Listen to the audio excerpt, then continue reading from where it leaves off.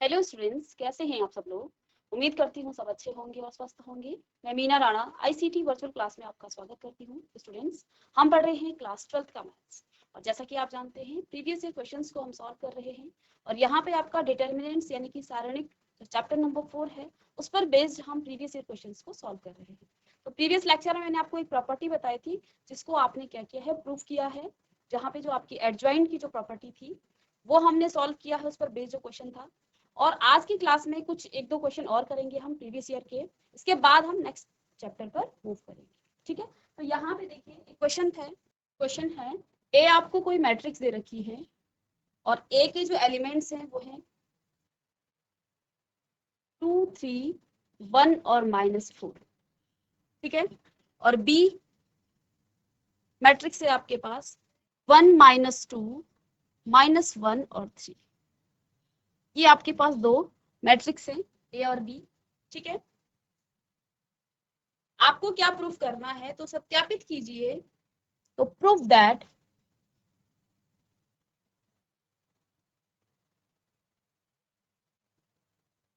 A B inverse is equal to B inverse A inverse. तो ये हमें proof करना है कि ए बी का जो इनवर्स है वो इक्वल आएगा किसके, बी इनवर्स और ए इनवर्स के। ठीक है, तो यहाँ पे देखिए हमें क्या करना है, हमें ए बी इनवर्स निकालना है। तो देखिए इसको सॉल्व,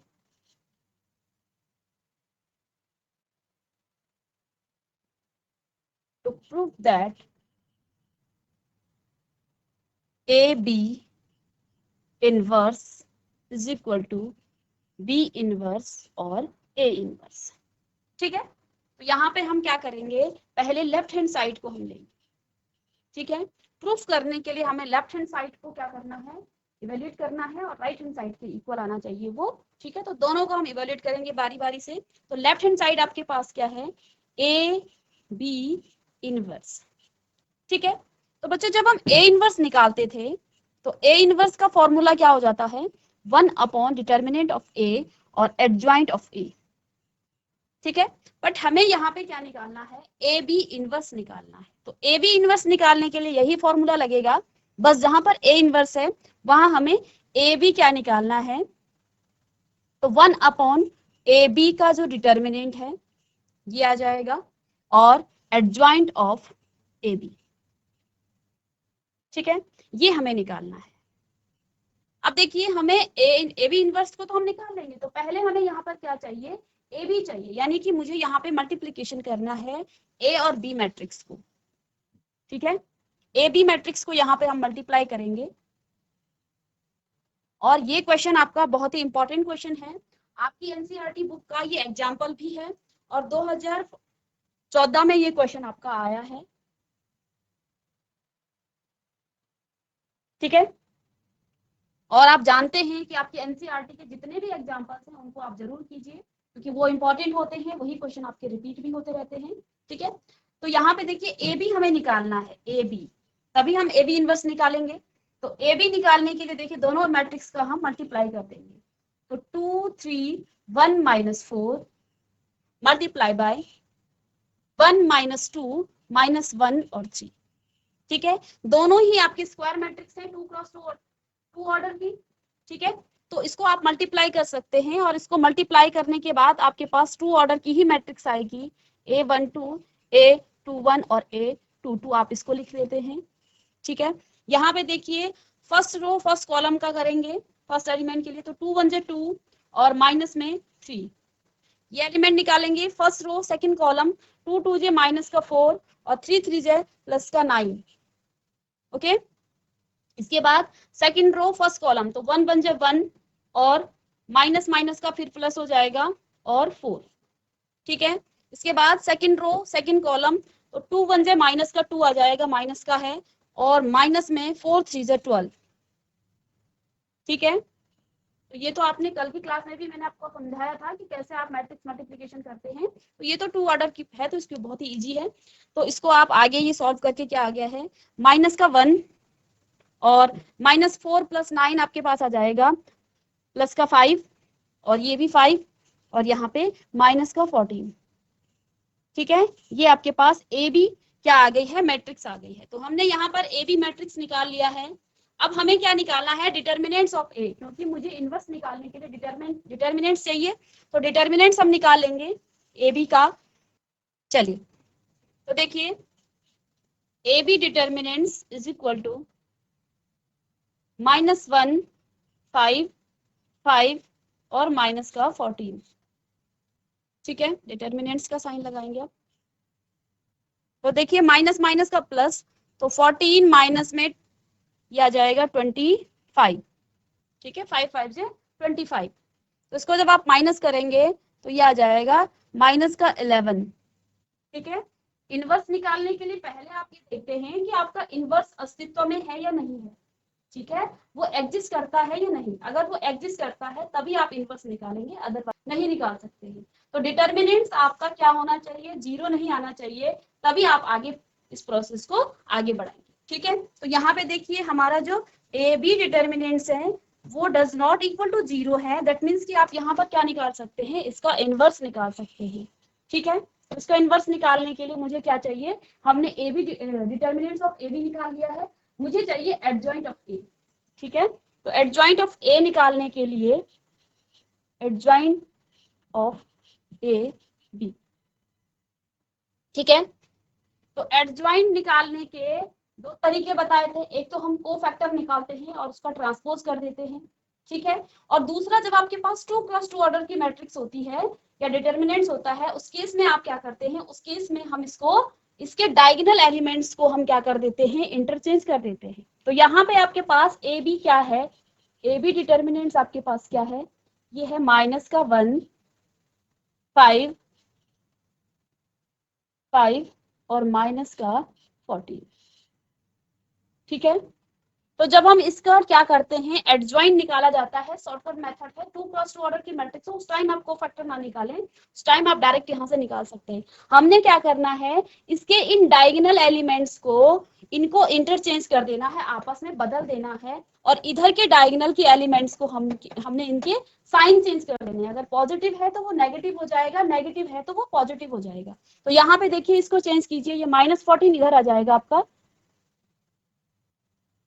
माइनस का 14 आपका इधर आ जाएगा, और इधर आपके पास आएगा माइनस का 5, इसके साइन चेंज हो जाएंगे, ये माइनस का अगेन 5 और यहाँ पे माइनस का 1। ठीक है, ये आपके पास आ गया है एडजॉइंट ऑफ ए बी। ठीक है, हमने यहाँ पर क्या क्या निकाल लिया है, एडजॉइंट ऑफ ए बी निकाल लिया है। इसके बाद हमने इसका, ठीक है, अब हम निकालेंगे ए बी इनवर्स। ठीक है, ए बी इनवर्स निकालेंगे। तो ए बी का जब आप इनवर्स निकालेंगे तो यहाँ आपको क्या चाहिए, 1 determinants of A B into में एडजॉइंट ऑफ ए बी। ठीक है, तो डिटर्मिनेंट्स तो हमने निकाल लिया है, 1 कितना आया डिटर्मिनेंट, माइनस का 11। ठीक है, और एडजॉइंट ऑफ ए बी आपका कितना आया है, -14, -5, -5 और माइनस का 1। ठीक है, जब इस माइनस की आप मल्टीप्लाई करेंगे तो सारे आपके पॉजिटिव के हो जाएंगे, तो ये आ जाएगा 1/11 और अंदर आपके पास 14, 5, 5 और 1। ठीक है, इसको आप इक्वेशन नंबर 1 पुट कर सकते हैं, या फिर आपने यहाँ लिखा है लेफ्ट हैंड साइड को हम सॉल्व कर रहे हैं। ठीक है, तो इसको आप या तो इक्वेशन नंबर 1 पुट कीजिए या फिर इसको लेफ्ट हैंड साइड आप लिख सकते हैं। ठीक है, तो लेफ्ट हैंड साइड या इक्वेशन नंबर 1 आपके पास आ गया है, 1/11, 14, 1 ये आपके पास डिटर्मिनेंट्स आ गई है। ठीक है, अब हमने लेफ्ट हैंड साइड को सॉल्व कर दिया है, हमें सॉल्व करना है राइट हैंड साइड, और राइट हैंड साइड आपके पास क्या है, -b का इनवर्स निकालना है और a का इनवर्स निकालना है। अब देखिए यहाँ पे राइट हैंड साइड, तो अब हमें क्या निकालना है, b इनवर्स और a इनवर्स। ठीक है, b आपके पास क्या था, डिटर्मिनेंट्स b आपके पास क्या था, मैट्रिक्स a है 2 3 1 -4,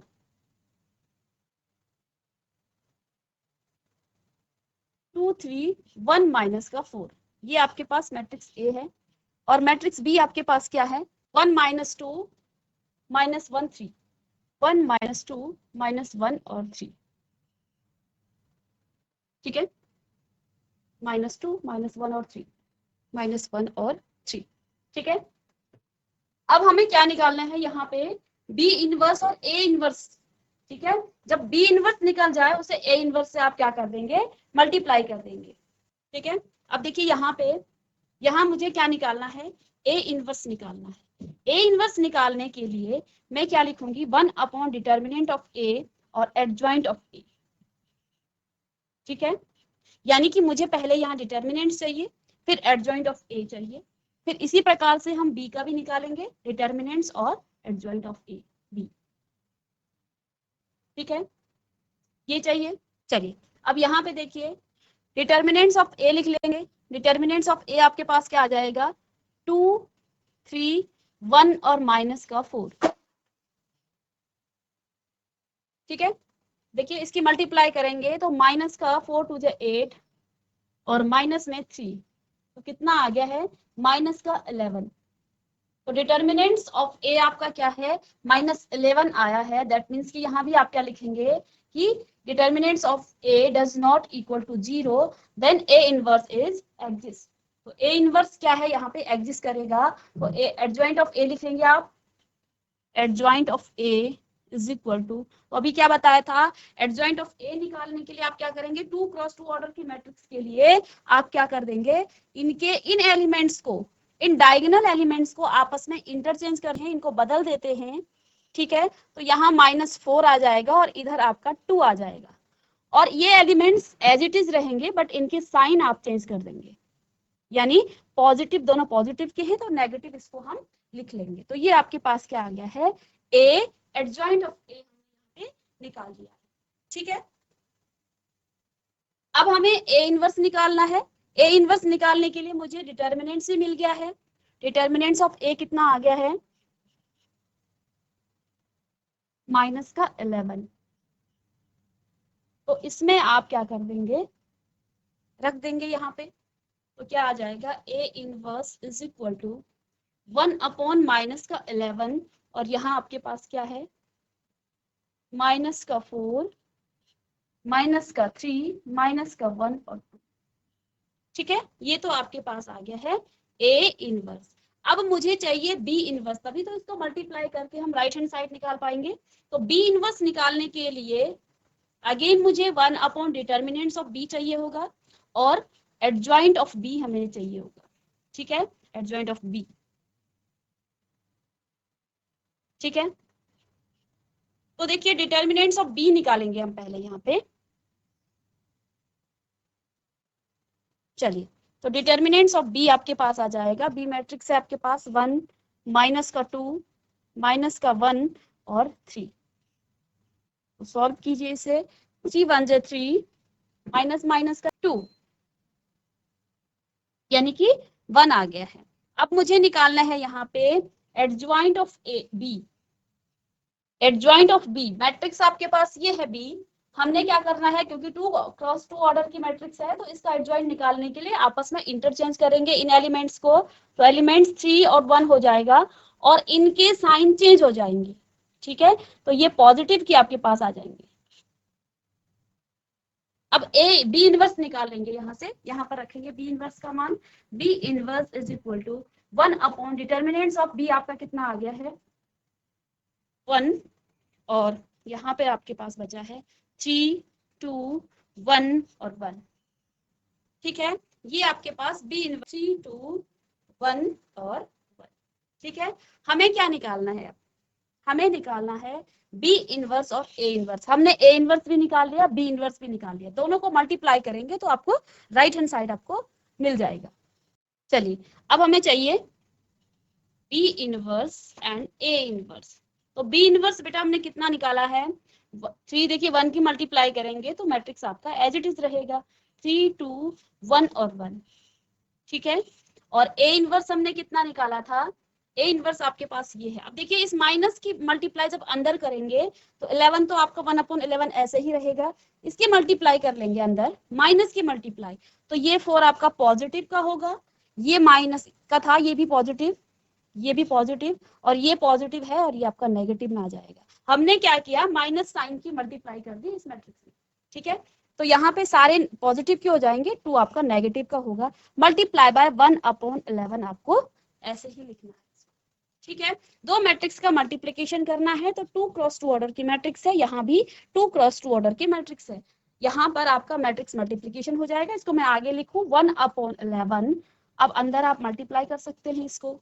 ठीक है, तो देखिए पहली एलिमेंट्स इसको निकालने के लिए एलिमेंट्स किस तरह के होंगे, 2 ऑर्डर के होंगे, A11 A12 A21 A22, इस तरह के आपके पास एलिमेंट्स आएंगे। A11 निकालने के लिए पहली मैट्रिक्स के रो के एलिमेंट्स को आप इधर के पहले कॉलम के साथ आप ऑपरेट करेंगे तो 4 3 12, ठीक है, और माइनस में आपका क्या आ जाएगा 2 -2, ठीक है, यहाँ माइनस का है।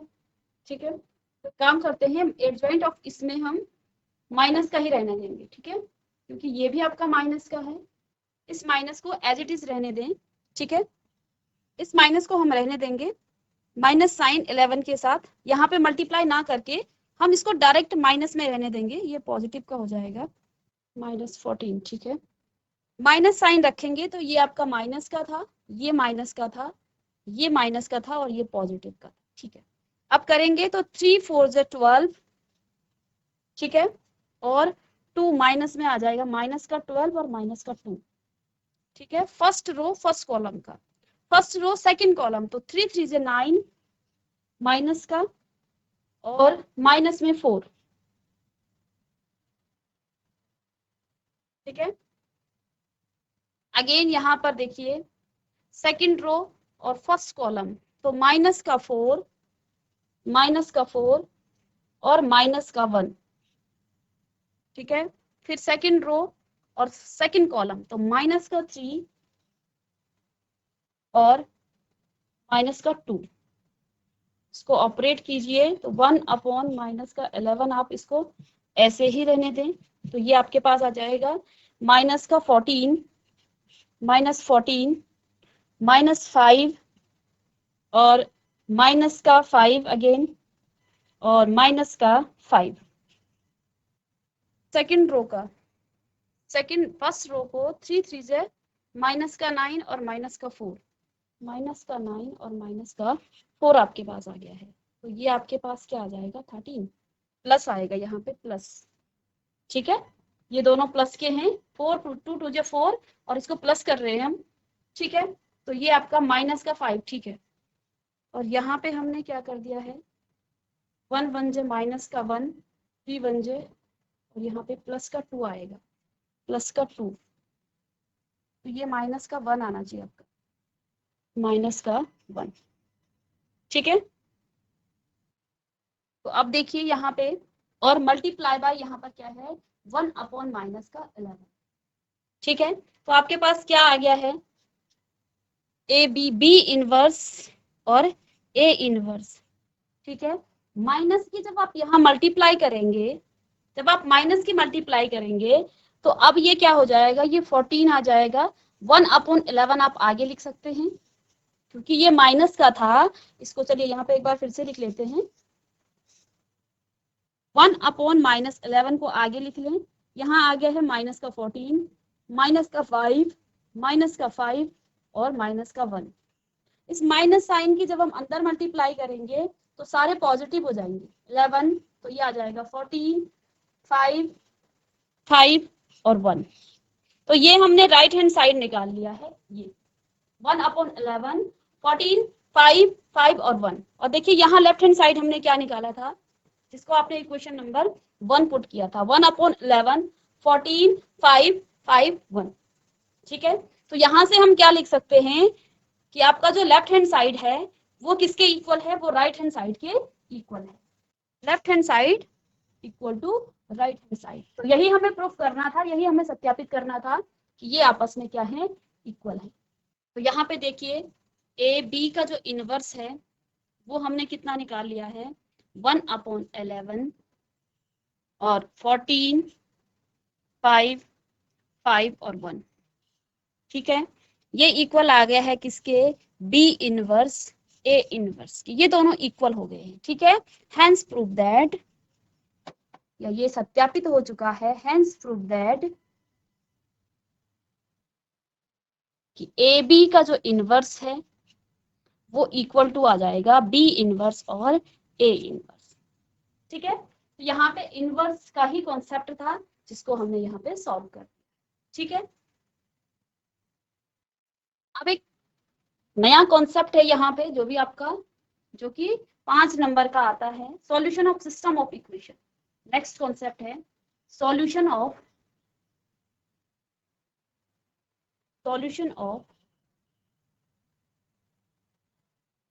System of equation. यस, समीकरण निकायों को आप किस तरह से हल करते हैं। ठीक है, जब आपके पास समीकरण कुछ दिए हों तो उन इक्वेशंस को आप कैसे सॉल्व करते हैं ये हम यहाँ पे देखेंगे।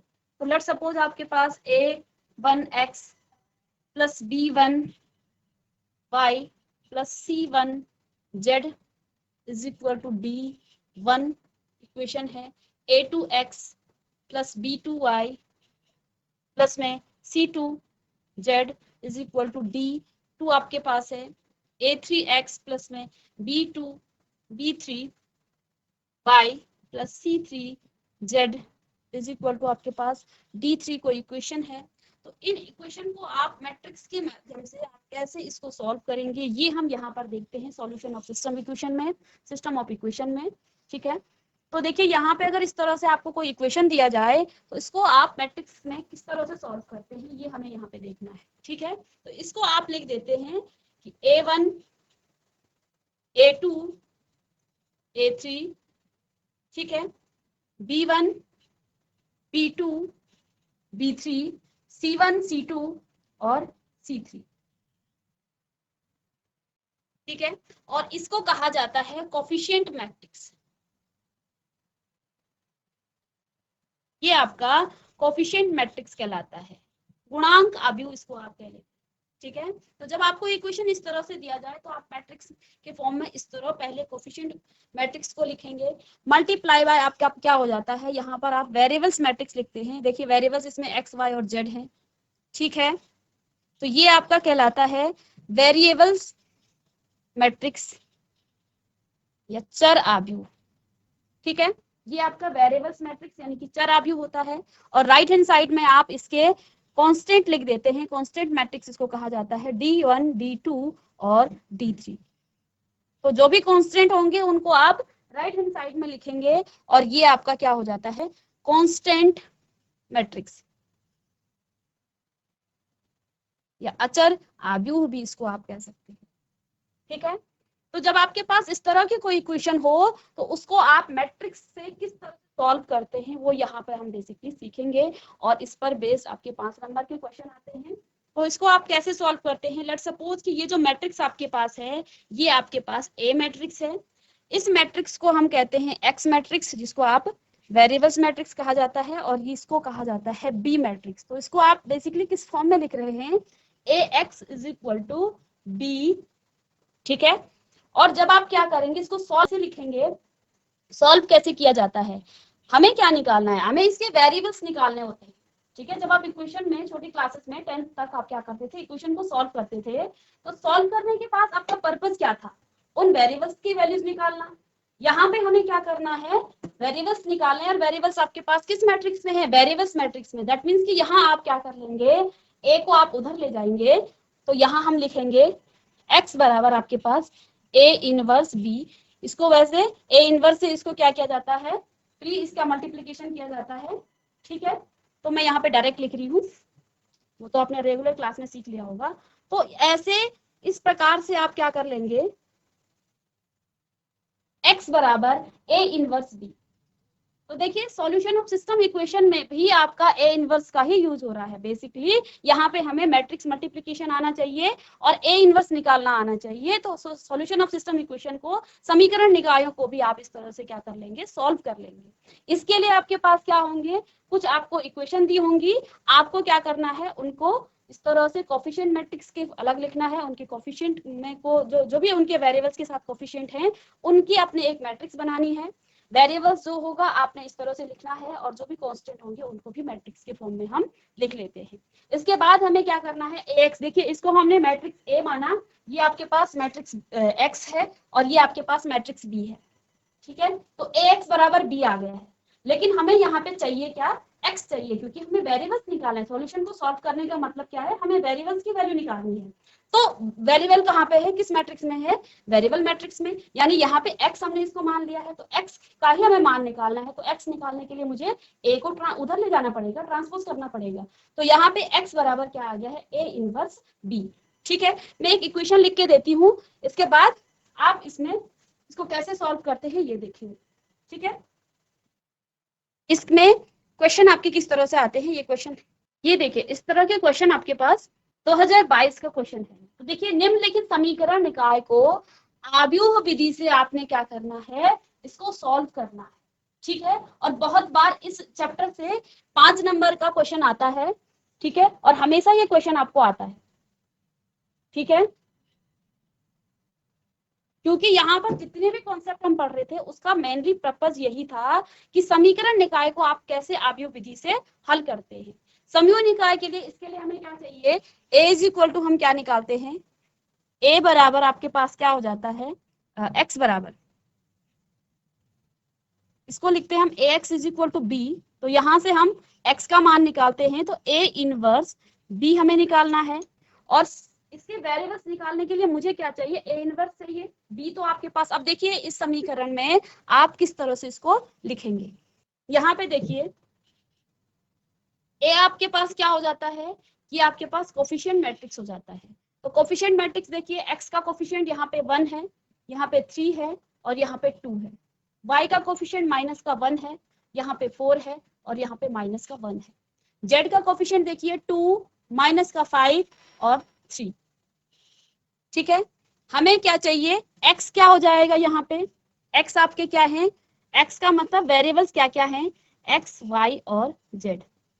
और बी मैट्रिक्स हम यहां से लिख लेंगे, बी मैट्रिक्स आपके क्या हो जाते हैं, 7, माइनस का 5 और 12, ठीक है। ये आपके पास बी मैट्रिक्स, ठीक है। अब हमें क्या निकालना है, इसको सॉल्व करने के लिए x इज इक्वल टू हमने क्या कहा, a इनवर्स b, x बराबर a इनवर्स b। तो मुझे x निकालने के लिए, इस वेरिएबल्स मैट्रिक्स को निकालने के लिए, यानी कि x, y और z का मान निकालने के लिए मुझे क्या चाहिए, a इनवर्स चाहिए, b तो आपके पास है। तो a इनवर्स निकाल लेंगे, मैट्रिक्स हमें मिल गई है a इनवर्स निकालेंगे, उस a इनवर्स को हमने b के साथ मल्टीप्लाई करना है।